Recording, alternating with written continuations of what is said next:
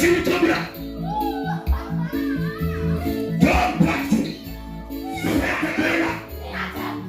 Ewe Yesu. Mbona Yesu? Ewe. Moja. Mbili. Tatu. Kwa jina la Yesu. Akakatangulia. Bwana Yesu. Damu ile mwagika Kalvari hapa. Kwa jina la Yesu kapambana. Chini. Yalifanya mikataba katika mwili huu.